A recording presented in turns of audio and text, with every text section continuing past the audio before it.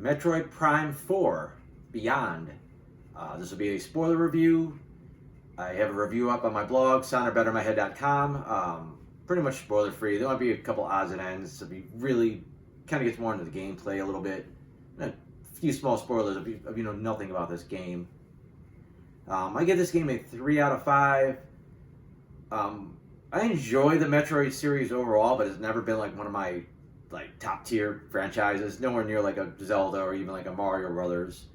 But there's some fun in these games. Especially, I really did like the Metroid Prime formula. I like that kind of first person version that they did. I thought it was a nice twist on the thing without not doing like what everybody else was doing and kind of keeping it, something kind of unique at the time. I think it's been almost 20 years since the last Metroid Prime came out. This one was initially, I believe, under a different studio, and then Nintendo apparently wasn't happy with what they were doing. They sent it over to those Retro was the original studio, and they completed the game. I think there was a little bit of a rush to it. I think there was some stuff that they thought they wanted to change, and they just kind of wanted to get the game out. Not so much more from Nintendo. Because of that,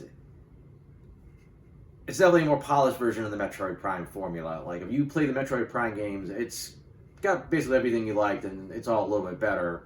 But if you're hoping that it takes it to like a new level, like the way the Breath of the Wild Zelda games took things, or even the way like some of the more recent Super Mario Brothers games have done it, like Mario Odyssey, you're not getting anything that brand new. It's just, like I said, it's still essentially the same game. They tried to basically, they felt it wasn't broken, they didn't want to fix it. I know there was a lot of complaints about it throughout the internet. I didn't mind it. Like I said, I enjoyed those games. I thought this was fun. Same level of fun, if not a little bit more than those games. But I am disappointed it didn't take it to somewhere different. It's just more of the same. I think people really wanted some kind of an open world game this time around. I think Nintendo tried to say, well, Metroid's all about you can't get to this place now, you got to get this and then come back. You could still do that with an open world game. Zelda does it. You can't get past this area because you don't have a bomb, or you don't have something to keep your character warm in like the Arctic section, and then you get it and you come back later.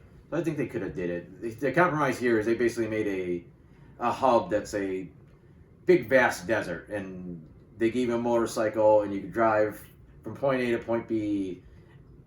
It did help flesh this planet out. Like, it felt more like an actual place, and it's like, okay, the mountain over there is where this level is, and they're not dungeons, but this area or zone or whatever they want to call it. And you could see from a distance, like, okay, there's the power plant. It's not really a power plant, but you could see, like, it felt like a little bit of scale to how the area you're dealing with. I mean, there wasn't much in the desert. The first couple times you go out there, you find a few odds and ends. But yeah, if you spend a lot of time exploring the desert, you're not going to find all that much. Which I said, it was enough to be entertaining, but it wasn't enough, like I said, to take it to another level. You do have some NPCs this time around you interact with. They're fine.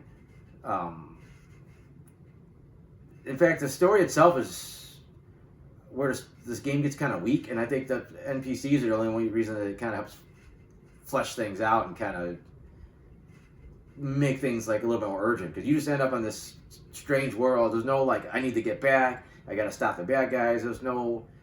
you find this alien civilization that's pretty much gone, and they want your help, beyond the grave, basically. Hey, you show up, we need your help. But it's not pressing. It's not like, I need to save these people. It's just like, all right, I guess I'm just going to wander around and do stuff because there's not much else to do right now. But as you meet these NPCs, it's more about them getting, hey, how do you can you get us home? And I think now you get a little bit of, okay, now we got some motivation, a little bit, something to root for.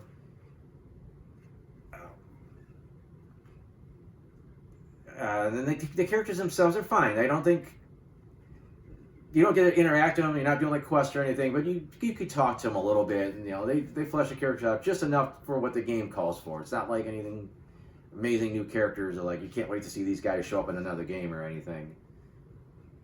And I said the gameplay, if you played any of the Metroid Primes, is basically the same thing. They really hyped it that Samus has these psychic powers this time. The only real psychic power she has is that She has the control beam where you shoot your beam and you could control where it goes after the fact and kind of move it around, which is a pretty cool function, but it's used surprisingly less than you would think. And then she could do a little bit of telekinesis, but it's only certain things. Only certain things that it is really just about opening doors and opening certain locks. You're not throwing enemies around with like your mind or anything. And then as usual, Samus loses all her abilities, and she gets them back. And now you got the psychic spider bomb or the psychic ball burst, and everything's psychic. This, the psychic boots. It's the same shit she always has. They just put psychic in front of it, and like a couple small tweaks to like some of the gameplay. Bosses they're fine. To be honest, on the medium setting, I usually died fighting the bosses at least once and had to come back and try again. It's just a figuring out the patterns.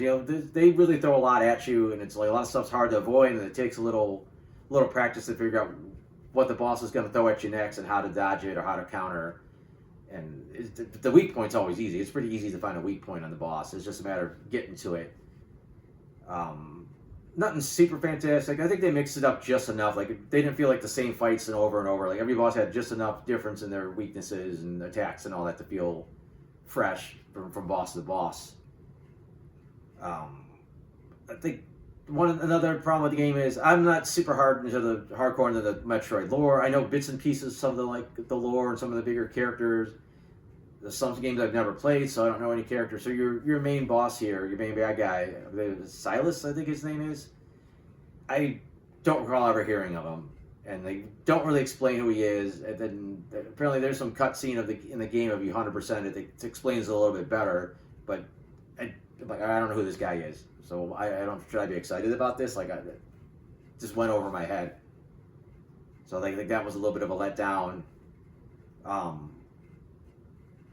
That's another thing about the 100% that really bugged me. And they've done this before. All the other Metroid Prime games, there's certain things you got to scan with your visor, and you need all of them basically for 100%. But there's usually one or two that they sneak in that it's a one chance to get it. Like once you miss this chance, you can never go back and get it.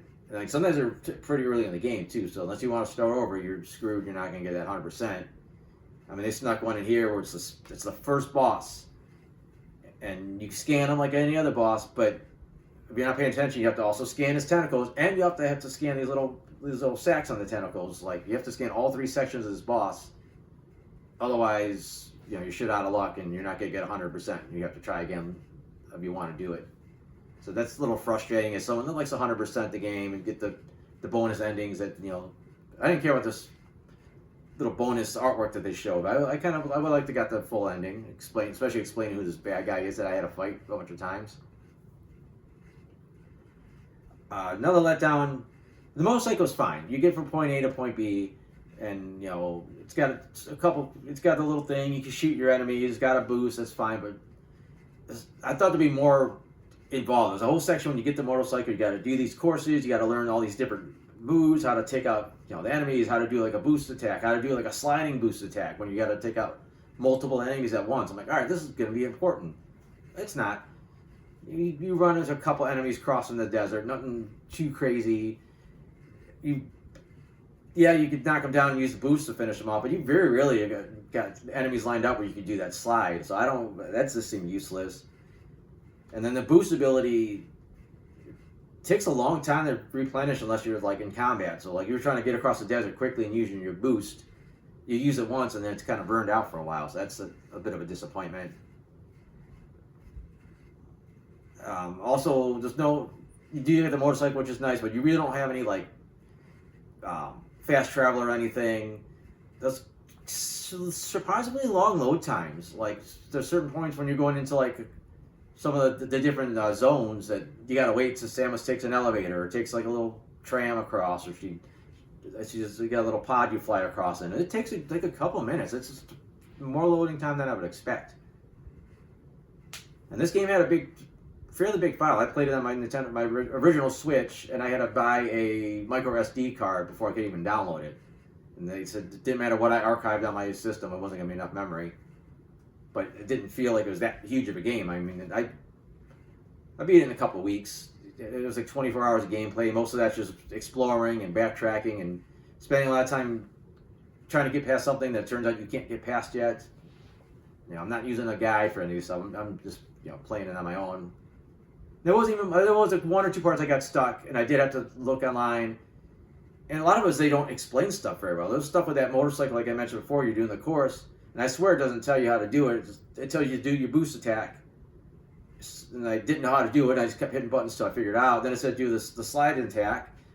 No clue to do it until I look in line. It's like, no, you got to hit boost twice. Like, I don't think it told you that. You look up the controls, it doesn't tell you that. So it's like really strange that didn't come up.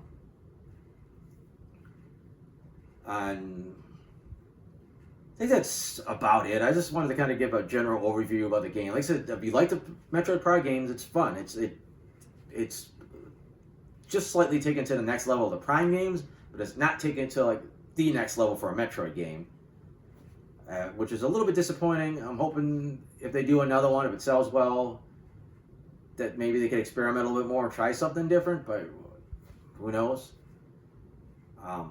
That's it. I'm sure there's stuff I forgot. I just kind of wanted to get a general view of what I thought about this game, if anybody else is interested in playing it. I do have a handful of other video game reviews up on soundbetterinmyhead.com, but I mostly got movie reviews on there, like TV show reviews. I got a comic strip that I do, so if you feel like checking any of that stuff out, that's soundbetterinmyhead.com. So other than that, thanks for watching.